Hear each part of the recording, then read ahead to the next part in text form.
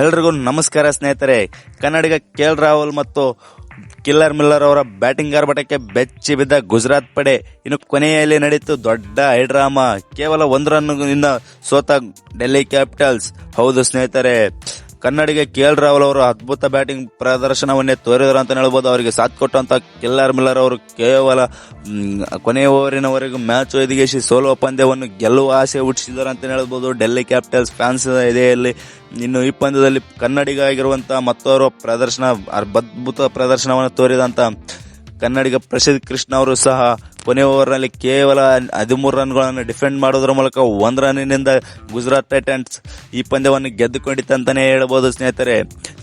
ಆದ್ರಿಂದ ಇವೆಲ್ಲ ಮಾಹಿತಿಗಳನ್ನು ತಿಳಿಸ್ಕೊಡ್ತಾ ಹೋಗ್ತೀನಿ. ಈ ವಿಡಿಯೋನ ದಯವಿಟ್ಟು ಕೊನೆವರೆಗೆ ನೋಡಿ, ಹಾಗೆ ನಮ್ಮ ಚಾನಲ್ಗೆ ಸಬ್ಸ್ಕ್ರೈಬ್ ಮಾಡಿಕೊಳ್ಳಿ. ಹೌದು ಸ್ನೇಹಿತರೆ, ಅರುಣ್ ಜೇಟ್ಲಿ ಸ್ಟೇಡಿಯಂ ದೆಹಲಿಯಲ್ಲಿ ನಡೆದಂತ ಗುಜರಾತ್ ವರ್ಸಸ್ ಡೆಲ್ಲಿ ಕ್ಯಾಪಿಟಲ್ಸ್ ನಡುವಿನ ಪಂದ್ಯದಲ್ಲಿ ಗುಜರಾತ್ ಟೈಟನ್ಸ್ ತಂಡವು ಕೇವಲ 1 ರನ್ಗಳಿಂದ ಗೆದ್ದುಕೊಂಡಿತ್ತಂತಾನೆ ಹೇಳ್ಬೋದು ಈ ಪಂದ್ಯವನ್ನು. ಇನ್ನು ಮೊದಲು ಟಾಸ್ ಸೋತು ಬ್ಯಾಟಿಂಗ್ ಬಂದಂತ ಗುಜರಾತ್ ಟೈಟನ್ಸ್ ತಂಡವು ನಿಗದಿತ 20 ಓವರ್ಗೆ 4 ವಿಕೆಟ್ ಕಳೆದುಕೊಂಡು 210 ರನ್ಗಳ ಬೃಹತ್ ಮೊತ್ತವನ್ನು ಕಲೆ ಹಾಕಿತು ಅಂತ ಹೇಳ್ಬೋದು. ಇದರಲ್ಲಿ ಸಾಯಿ ಸುದರ್ಶನ್ ಅವರು ಕೇವಲ 12 ರನ್ಗಳಿಗೆ ಪೇಲನ ನಡೆದರು. ಇನ್ನು ಕ್ಯಾಪ್ಟನ್ ಆಗಿರುವಂತಹ ಶುಮನ್ ಗಿಲ್ ಅವರು 45 ಬಾಲ್ಗಳಲ್ಲಿ 4 ಬೌಂಡರಿ 5 ಸಿಕ್ಸರ್ ಒಳಗೊಂಡಂತ ಅಮೋಘದ ಬ್ಯಾಟಿಂಗ್ ಪ್ರದರ್ಶನವನ್ನೇ ತೋರಿದರು ಅಂತ ಹೇಳ್ಬೋದು. 70 ರನ್ಗಳನ್ನು ಕಲೆ ಹಾಕೋದ್ರ ಮೂಲಕ ಇನ್ನು ಜೋಸ್ ದ ಬಾಸ್ ಅವರು ಫಾರ್ಮ್ಗೆ ಬಂದಿರುವುದು ಸಹ ಗುಜರಾತ್ ಟೈಟನ್ಸ್ ತಂಡದಲ್ಲಿ ಒಳ್ಳೆಯ ಲಯವನ್ನು ಮೂಡಿಕೊಂಡಿತ್ತು. 57 ರನ್ಗಳನ್ನು ಕಲೆ ಹಾಕಿದಂತ ಜೋಸ್ ದ ಬಾಸ್ ಅವರು, ಇನ್ನು ವಾಷಿಂಗ್ಟನ್ ಸುಂದರ್ ಅವರು ಸಹ 55 ರನ್ಗಳನ್ನು ಕಲೆ ಹಾಕೋದ್ರ ಮೂಲಕ ಅವರು ಸಹ ಒಂದು ಇತಿಹಾಸವನ್ನೇ ಬರೆದರು ಅಂತ ಹೇಳ್ಬೋದು. ಯಾಕಪ್ಪ ಅಂದರೆ ಅವರು ತಮ್ಮ ಕೆರಿಯರ್ನಲ್ಲೇ ಮೊದಲ 50 ಅನ್ನು ಹೊಡೆಯುವುದರ ಮೂಲಕ ದೊಡ್ಡ ಇತಿಹಾಸವನ್ನೇ ನಿರ್ಮಿಸಿದ್ದಾರೆ ಅಂತಾನೆ ಹೇಳ್ಬೋದು ಸ್ನೇಹಿತರೆ.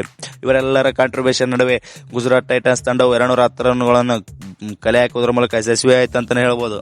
ಇನ್ನು ಬೃಹತ್ ಮೊತ್ತವನ್ನು ಚೇಸ್ ಮಾಡಲು ಬಂದಂತ ಡೆಲ್ಲಿ ಕ್ಯಾಪಿಟಲ್ಸ್ ತಂಡವು ನಿಗದಿತ 20 ಓವರ್ನಷ್ಟಕ್ಕೆ 8 ವಿಕೆಟ್ ಕಳೆದುಕೊಂಡು 209 ರನ್ಗಳನ್ನಷ್ಟೇ ಕಲೆ ಹಾಕಲು ಶಕ್ತವಾಯಿತು. ಇದರಿಂದ 1 ರನ್ಗಳಿಂದ ಡೆಲ್ಲಿ ಕ್ಯಾಪಿಟಲ್ಸ್ ತಂಡವು ಸೋಲಬೇಕಾಯಿತು ಅಂತಾನೆ ಹೇಳ್ಬೋದು ಸ್ನೇಹಿತರೆ. ಇದರಲ್ಲಿ ಬಂದ್ಬಿಟ್ಟು ಪುತಮ್ ನಿಶಂಕ್ ಅವರು 41 ರನ್ಗಳನ್ನು ಕಲೆ ಹಾಕಿದರು.